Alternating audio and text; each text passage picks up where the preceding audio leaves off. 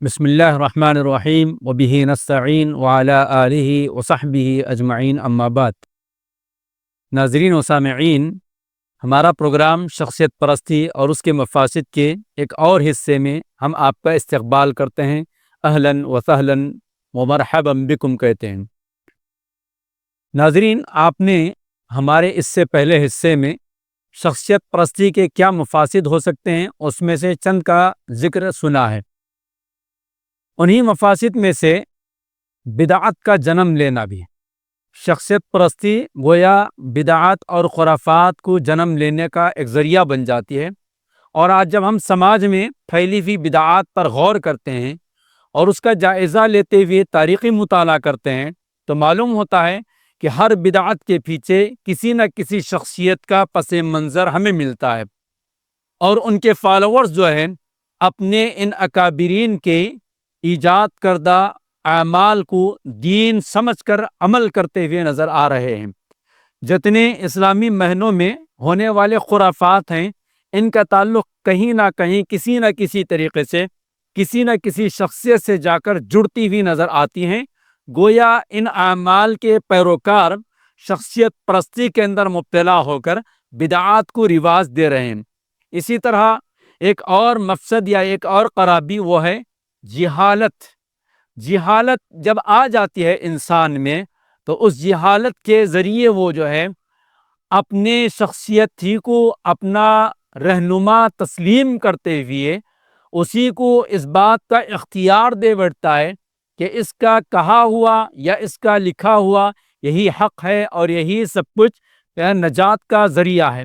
یہ جہالت کی اعلیٰ درجے کی مثال ہو سکتی ہے کہ انسان جو ہے علم حاصل کرنے کے بجائے کسی ایک شخصیت ہی کو سب کچھ اختیار دے بیٹھنا اور اس شخصیت کی اتباع میں اپنا دین و ایمان کھو بیٹھنا، یہ دنیا اور آخرت کے لیے نقصان دہ ثابت ہو سکتا ہے۔ اسی طرح ایک اور مفسد یا ایک اور خرابی وہ یہ کہ حق تلفی۔ حق تلفی یعنی جتنے سماج میں شخصیات ہوتی ہیں یا اشخاص ہوتے ہیں جن کا مختلف ناحیے سے مختلف مقام ہوتا ہے، تو ایک شخصیت پرست انسان جو ہے دوسروں کو نظر انداز کر دیتا ہے، اور دوسروں کو جو حق ملنا چاہیے ادب کے اعتبار سے، احترام کے اعتبار سے، یا ان کے قول و عمل کو لینے کے اعتبار سے، ان تمام چیزوں کو نظر انداز کرتے ہوئے سارا کا سارا حق ایک ہی شخصیت کو دے بیٹھتا ہے۔ نتیجے میں وہ دوسروں کا گویا حق تلفی کر رہا ہے۔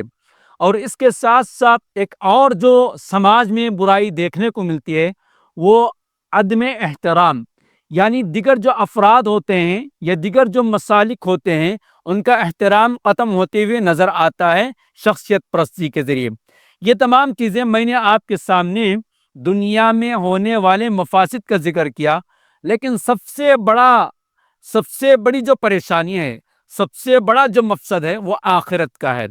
قرآن کریم نے ایسے لوگوں کا نقشہ کھینچا جب قیامت کے دن وہ اپنا حساب اور کتاب دیکھ لیں گے اور نارے جہنم کے حوالے ہونے کے قریب ہو جائیں گے تو رب العالمین کے دربار میں وہ پکار اٹھیں گے۔ وہ کیا کہیں گے؟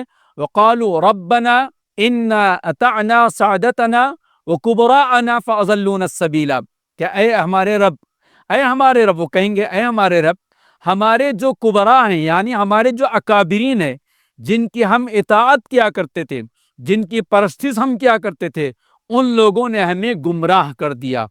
اس دن افسوس کرنے سے کوئی فائدہ نہیں ہوگا۔ دوسری جگہ قرآن نے کہا وَقَالَ الَّذِينَ كَفَرُوا رَبَّنَا أَرِنَا الَّذَيْنِ أَضَلَّانَا مِنَ الْجِنِّ وَالْإِنسِ نَجْعَلْهُمَا تَحْتَ أَقْدَامِنَا لِيَكُونَ مِنَ الْأَسْفَلِينَ۔ قیامت کے دن اہل کفر کہیں گے اے ہمارے رب، آپ ہمیں ان لوگوں کو پیش کیجئے جن کی وجہ سے ہم گمراہ ہو گئے دنیا میں اور آج سزا پانے والے ہو رہے ہیں، آپ انہیں بتائیے، ہم اپنے قدموں تلے انہیں رون دیں گے۔ گویا دنیا کے اندر بھی خرابی ہے اور آخرت کے اندر بھی ناکامی ہے۔ اس لیے ہم آپ سے التماس کرتے ہیں کہ شخصیت پرستی کے دائرے سے نکل آئیں، حق کو قبول کریں، اتباع کتاب و سنت کے پیروکار ہو جائیں، تو انشاءاللہ دنیا اور آخرت کے اندر کامیابی اور کامرانی مل جائے گی۔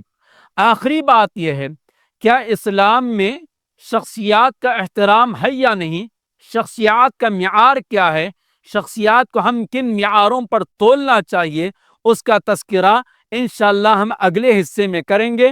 آپ سے التماس ہے کہ آپ ہمارے ساتھ جڑے رہیں، اسلام کا پیغام عام کریں، اور جمعیت اہل حدیث گلبرگہ کی جانب سے ہونے والے ان پروگراموں کو آپ خود بھی فائدہ اٹھائیں اور دوسروں تک پہنچائیں، اور ہمارے یوٹیوب چینل کو آپ اس کے فالوور بنیں اور اس کو نشر کرنے والے بنیں، کیونکہ اللہ کے نبی علیہ الصلوۃ والسلام نے بیان فرمایا، من دال کہ جو بھی کسی خیر کی جانب راستہ بتا دیتا ہے، کسی خیر کی جانب اشارہ کرتا ہے، تو اس کو بھی اتنا ہی اجر ملے گا جتنا کہ عمل کرنے والے کو ملے گا۔